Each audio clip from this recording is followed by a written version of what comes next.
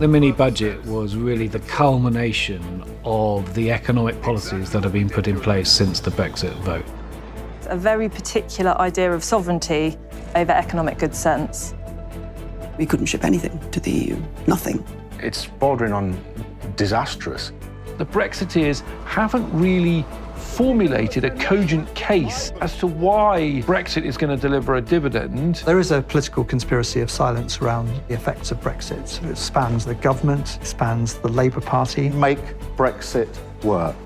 The UK's decision to leave the European Union is an act of economic self-harm. In terms of prices, investment, and in terms of trade, we're seeing negative effects, not a pandemic effect, not an energy crisis effect. These are very clearly Brexit effects. When the UK voted to leave the European Union in 2016, it seemed like a simple decision between leaving and staying. What we've ended up with through many years of back and forth has been pretty much the hardest, least aligned version of Brexit that you could get. We're not part of the European single market. We're not part of the customs union. We just have a very bare bones free trade agreement. And the costs of that have become clear over time. Of course, those have been masked by the COVID-19 pandemic, which shut down economies all over the world, and then the crisis in Ukraine, which has scrambled global energy markets, helped to drive inflation. But we're just now starting to see the Brexit effect coming through, and it's not particularly pretty. Let June the 23rd go down in our history as our Independence Day. We've got our country back. We see it, first of all, in terms of the original vote to leave the EU. That sent the pound down about 10% against our trading partners, and that makes imports more expensive. It also makes our exports more competitive. But in this case, our exports didn't budge. They didn't go up at all, but our import prices went up, and that raised inflation by about 2 to 3%. So that simply made people poorer. When it's been calculated that the immediate cost of that was about £870 per household. I'm Danny Loughran. I'm the Managing Director of Aston Chemicals, a specialty chemical distributor for the personal care industry. Well, our freight costs went up. Everything that's costed in dollars around the world became more expensive if you were paying in sterling, and that was caused by Brexit.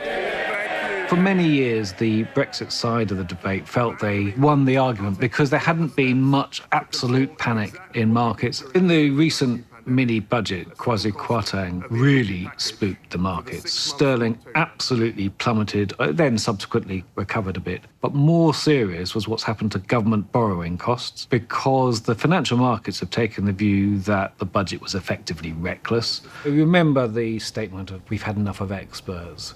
The mini-budget was really the culmination of the economic policies that have been put in place since the Brexit vote.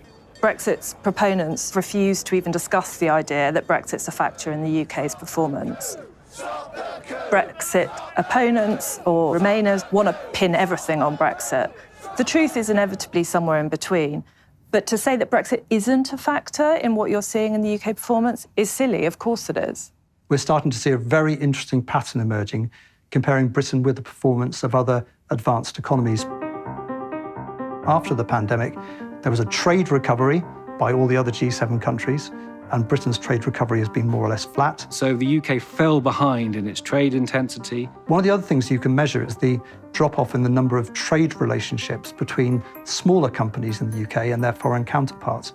And that's important because it tells you something about trade patterns, but it also tells you something about the way that smaller companies in the UK used to grow by gradually expanding their business, selling stuff into the European single market, and that's simply not happening anymore.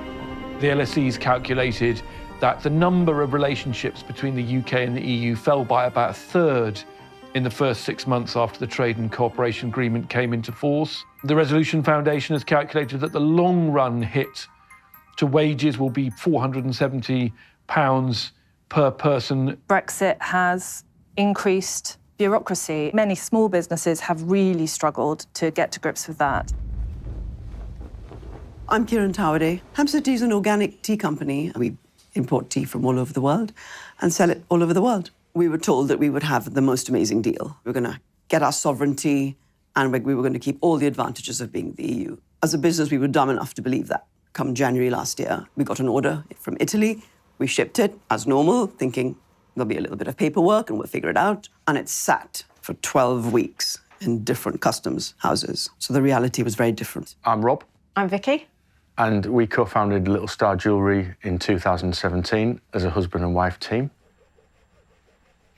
The plan was always to establish the brand in the UK first, and then Ireland, onwards to France, onwards to Germany.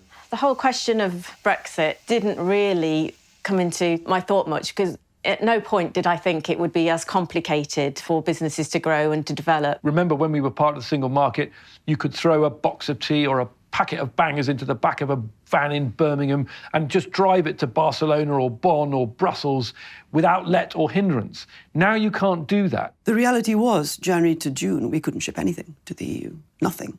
It's 27 countries. They all have different borders. They all have different rules. And we were treated as a third country. And we just had to suck it up. Come May, I decided I needed to do something. I said, what if I set up my own entity in Europe and made that the master distributor for our company and for our products? And rather than sending small consignments at a time, which were very costly and complicated and time-hungry and resource-hungry, why not just do one big consignment every so often? Clear customs, all those formalities, VAT once, and then distribute out of a warehouse to all of your clients in the European Union. That means less business taking place in the UK and more business taking place in the European Union. It became just unviable for us to continue to export from the UK and use the UK as our European distribution hub. Lorries would sit there for days on end. So we moved our entire European business to Poland. That immediately halved the amount of product coming through this warehouse. We are now using fewer freight partners in the UK, more in Germany and Poland, paying our customs duties to EU countries. We're employing fewer people in the UK and more in Poland. It's a reduction in money that we are paying to the UK economy. We were lucky that we were able to do that. We've got some agents in France. We're doing really well in the Netherlands and in Spain. All of that has just disappeared. We lost so much business overnight with Holland, but it doesn't mean that we have enough business already established that we'd go and set up an office in Amsterdam. It's not viable for a business of our size of 2 people. Getting the product to customers in the European Union would have been 2 days, has now become 21 days. The only angle for us around that is to do deals with distributors, but those people work on between 30 and 35% margins. We're left with virtually nothing, or we let the business go.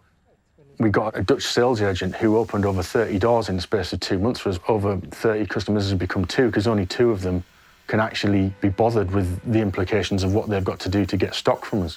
It's just too much of a headache. That is the long-term danger for the British economy, that smaller companies that used to expand by starting to move into European markets, which was very easy to do before 2016, will simply just not do that. We were just upsetting all our customers. One of them actually said to us, we don't want to deal with the UK anymore. I mean, we can find equal products from within the EU. So I'm really sorry. It was a tough conversation. We went to a trade show. No European customers came to the UK pavilion. And we overheard one of them saying, there's no point going there. With Brexit, we don't even know what's going to happen. So there's no point trying to build new alliances with British suppliers. The damage from non-tariff barriers is it puts the UK behind a wall. The European Union, 27 countries that have one set of rules for the movement of goods, people, capital and labour. It's broadly more cost, more aggro, more uncertainty, more delays, less efficiency. In some cases, a sort of unequal playing field with competitors overseas. A French company will buy from Germany because they'll probably be able to get the same product easier and without any of the extra costs that we're having to apply to get it out of the UK. We design all of the range here and then we send it out to manufacturers in Thailand and Hong Kong. We have a tariff for it coming into the UK, then have to pay another tariff when we're sending out of the UK because it's not produced in the UK. The EU is very bureaucratic. And before that, we were within the bureaucracy and now we're outside of it. The whole story about EU red tape making things more difficult for businesses, from our perspective, is a complete lie. Since 2016, business investment has been growing in all other G7 countries, but not in the UK. You can see that for a very long time, business investment was on an upward curve in the UK, but since 2016, in particular, the Brexit vote, it's been plateauing. And the government's been trying to rectify this, been throwing lots of money at it. They've introduced something called the super deduction, where you get huge allowances if you invest in capital and innovation. But it hasn't really shifted the dial. Really worrying for the future of our economy, because in the end, investment drives the capital and the ability for economies to grow into the future. And some people are saying, Brexit's not the only thing by any stretch of the imagination, but something is going on. There might be a small effect that the UK is a more service sector driven economy than others, but France is just as much of a service sector economy as the UK. Germany, big manufacturing economy, isn't that much more of a manufacturing economy than the UK. And in every other country, we've seen much more business investment. This is the Brexit effect. People don't know the direction of the UK economy. Inevitably, business investment doesn't grow as strongly.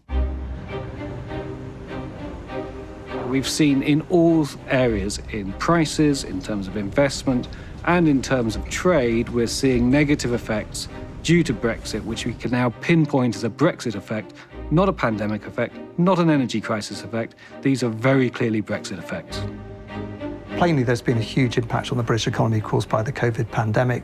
Equally, the supply chain effects of the Ukraine war, particularly on the energy price. It would be ludicrous to claim that problems facing the British economy are exclusively down to Brexit. But what you can do is draw a comparison between Britain and other countries. We see the UK pretty close to the bottom of the league table in terms of the forecast for economic growth, particularly in 2023. So the UK essentially sees no growth at all, and the only country that was worse than the UK was sanctioned Russia. You can explore the gap between the UK's performance, which has uniquely suffered Brexit, and the performance of other economies that have not. The UK government would argue that's something to do with the bungee jump effect of the pandemic, where Britain went down, then came back up more quickly, and now things are settling down again. I think it's really easy for the government to try and push the Brexit effect under the carpet and blame everything onto COVID and now everything onto Ukraine. I can see it in the figures and in the way that our business is operating. But we were really hit badly by Brexit last year. We've put measures in place that are detrimental to the British economy, unfortunately, but will help us. The Office for Budget Responsibility thinks that ultimately Brexit will cause the UK to be 4% worse off. It's about £100 billion a year that the economy is not producing, £40 billion of tax revenues or so. We are poorer because we're not getting that economic growth that we otherwise would have done. The Brexiteer notion of a Brexit dividend is often based around the idea that the UK can have a nimbler economy. It can deregulate. The difficulty is when you deregulate, you create a separate regulatory system. The chemical industry spent £500 million over a decade registering their chemicals in the European Union, which gave them access to the British market and 27 other countries. They're now having to re-register all of those chemicals for a separate UK register at a cost now estimated by the government at £2 billion. So what we've essentially done is ask industry to spend billions of pounds duplicating a regime that already existed in the EU. And because we want to be sovereign, we want to be different, we're building our own. But that is just cost. I don't understand anyone who says that deregulation is going to be a benefit to industry. From my industry's point of view, it is nothing but extra cost, bureaucracy and work for no advantage whatsoever. So British business, after we've left the EU, has faced a recruitment crisis. Areas like construction, hospitality, social care, agriculture. Again, you can argue till you're blue in the face about how much of that is Brexit, how many people left because of Brexit, or how much of that was because of COVID. Some people would argue that's for the better, that we've cut off that supply of cheap European Union labour that was able to come across to work in the UK under free movement. The idea eventually is that companies will invest more in machinery and other ways to enhance productivity to compensate. But it certainly caused some disruption in the short term. And the idea that the government was putting forward last year, that this was all part of the plan to develop a high-skilled, high-wage economy, was problematic at the time and is problematic today. So the end of free movement means that the economy is reshaped. For some industries like hospitality and construction or soft fruit growing, that creates a painful period of adjustment because those industries were predicated on the idea that there would be free movement. But ultimately, that's a political choice. We don't have to have a soft fruit industry. We had one as a result of free movement. We now have to decide if we want one going forward.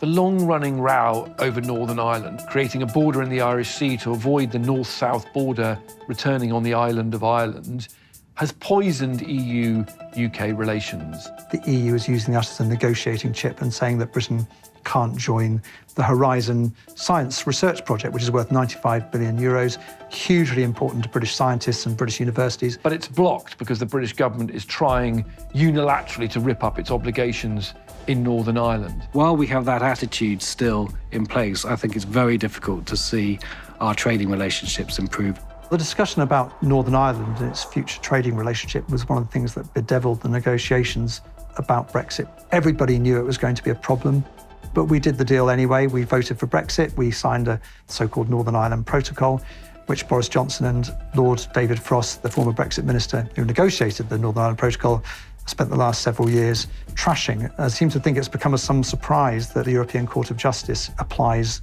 EU rules to Northern Ireland when they have agreed that Northern Ireland should remain as part of the EU single market for goods. One thing I'd say about the Northern Ireland Protocol is it's given Northern Ireland an incredible trading position in Europe. It's the only place in the whole of Europe which has one foot in the UK single market and another foot in the European Union single market. It's an unwelcome fact for Brexiteers that Northern Ireland has become an economic success story, booming certainly in terms of inward investment. One of the reasons it's doing well is because it has a place in the European single market for goods. It's exactly the same trading position with the European Union that the whole of the UK had until a couple of years ago. There is a political conspiracy of silence around Brexit and the effects of Brexit. It spans the government, it spans the Labour Party in particular. It's very hard to separate out the effects of COVID and the effects of Brexit. The Governor of the Bank of England doesn't want to talk about it. There's become a kind of taboo around this whole subject. We absolutely need an honest debate about the economic effects of Brexit. Once you had a government of whichever party willing to look at facts, then they could start saying, it looks as if Brexit has hurt us. It's making you poorer. This is what our evidence suggests. The evidence will say that, by the way. And then once you say that to the public and keep repeating it, you can start opening the debate. Politically, the truth is neither party can be honest about Brexit. The Tory party doesn't want to be honest that the actual choice that Brexit presents is between being a rule taker, between subjugation like Norway, and self-harm, which is all the economic damage that comes from walling yourself off from your nearest and biggest market. And the Labour Party doesn't want to talk about Brexit because it reminds voters why they voted Tory. The Labour Party, as the Tories frame it, tried to block Brexit. This is still a live rail in British politics. People don't want to go anywhere near Brexit. It's divided the country, it's divided communities, it's divided families. But in a way, that shields us from a debate which we should be having about how we can make Brexit function in a way which doesn't distort the economy. People who speak out against Brexit are often decried as Ramonas or Remainiacs. We're all being asked to accept something which in 2015 was only the official policy of the UK Independence Party. The Conservative Party, the Labour Party, the Liberal Democrats, Greens, trade unions, the CBI, the whole of British political and civic society believed Britain was better off inside the European Union. And yet we are all being told we have to pay allegiance. This is a new national policy. I expected there to be a 1 year down the road recap of what went wrong and what was right and how we can fix it, but we haven't seen that. It would be really good to hear what other people's experiences have been. There might be some good news stories, I don't know. I haven't heard any. I find it hard to think of anyone who said this has been brilliant for my business.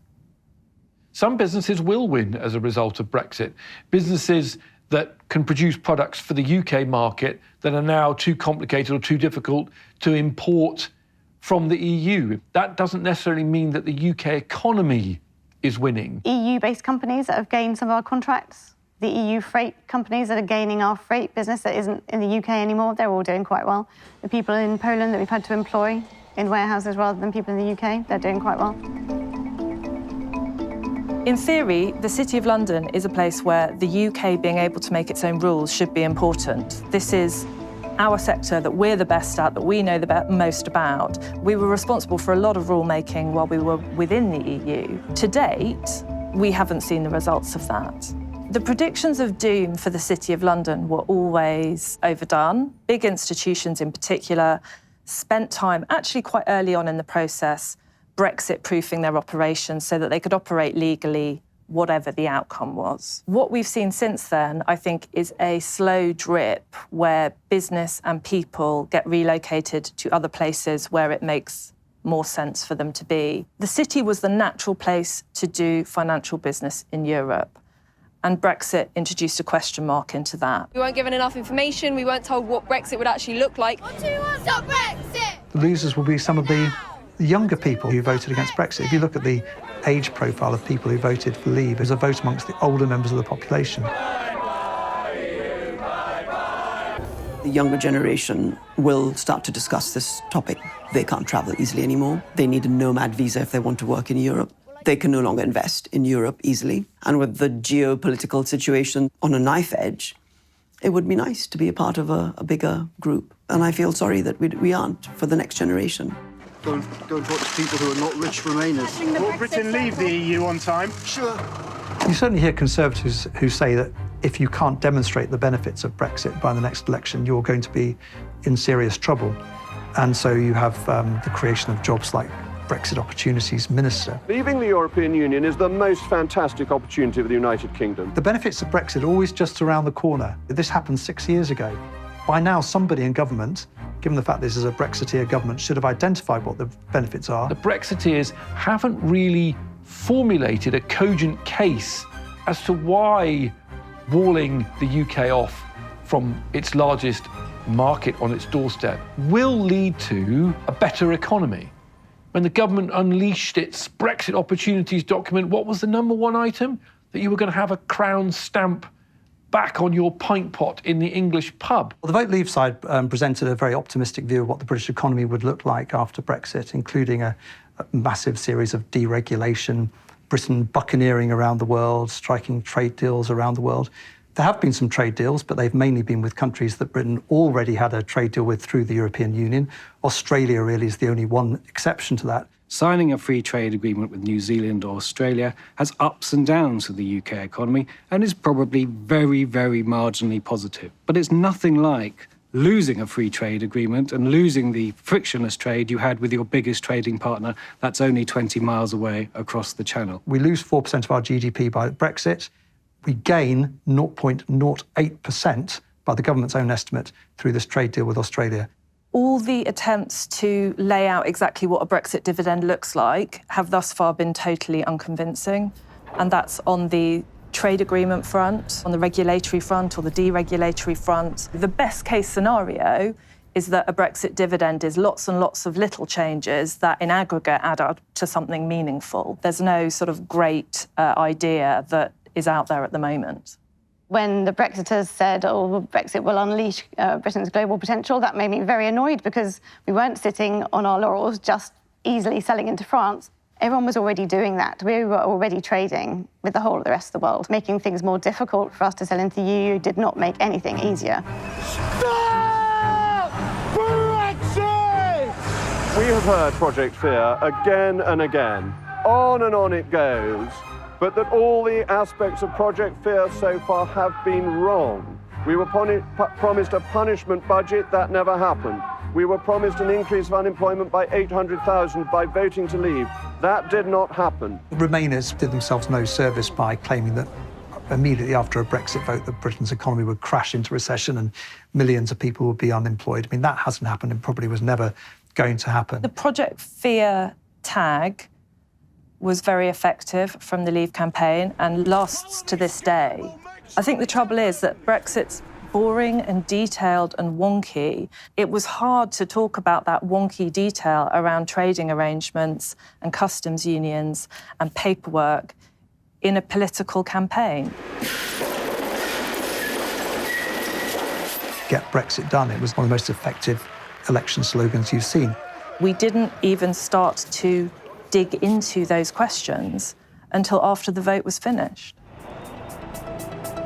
The type of Brexit we decided to pursue was economically the most harmful. There was always a spectrum of economic impact versus ability to make our own choices around things like regulation. The European Union is not a superpower in the way that the United States is a superpower, but it is a regulatory and trading superpower. Collectively, it's the world's largest market, and it harmonized all of its rules to allow everybody to trade more freely, and it forced other countries and trading blocs to follow EU rules in many ways. We can no longer blame European rule-makers for decisions and policies that we don't like or outcomes that we don't like in our own economy. With sovereignty comes a degree of ownership. I think we can conclude, one, that Brexit was an act of economic self-harm, two, that the losers will be the nation as a whole, but also some of the poorest people, because ultimately we are poorer as a nation. That hurts more vulnerable people more. Third, I think something from economics we can say is that we can't run referendums on very simple economic slogans, and it's dangerous to try and weaponize economics. Brexit is a slow puncture, it's not a car crash. So that doesn't mean that Brexit creates an unemployment crisis in the UK, but it may mean that over time, UK workers find themselves in less productive jobs, and that makes the economy smaller than it otherwise would have been. It makes wages lower than they otherwise would have been. The slow puncture analogy has been right from 2016, but I think the mini-budget is that first sign that if we push things too far, not only are you going to begin to hear much more of an audible hiss, but you might even have a blowout. It's bordering on disastrous. I don't think there's any real public awareness of this. Even if we go and visit my mum for a weekend and talk to her about the difficulties we face, she'll go, "Oh, really? I thought we had a deal." Nothing's ever in the news about it. Nobody else seems to be voicing any concerns, apart from maybe you on Twitter. Brexit wasn't all about the economy. It was about stopping the free movement of people. It was about repatriating a sense of agency into the UK economy. The trouble was the Brexiteers and those who sold it were not honest about the trade-offs and the costs of that, which actually economically outweighed the benefits. It is legitimate to have a discussion about national sovereignty and taking back control. You could have had that argument, but you have to accept that there will be some economic impact. The trouble was, Boris Johnson famously adopted a cakeist approach, have your cake and eat it. Cakeism, or cherry picking, as Michel Barnier used to call it. This idea that you could retain all the access you wanted to the EU single market and still be free to go off on what you might call your buccaneering Brexit. It was that cakeism that was slowly but surely exploded by the process of negotiating with the EU. And we're still paying the price of that, really, because people have never been prepared to accept or identify the trade-offs and then start talking about what you can do about it.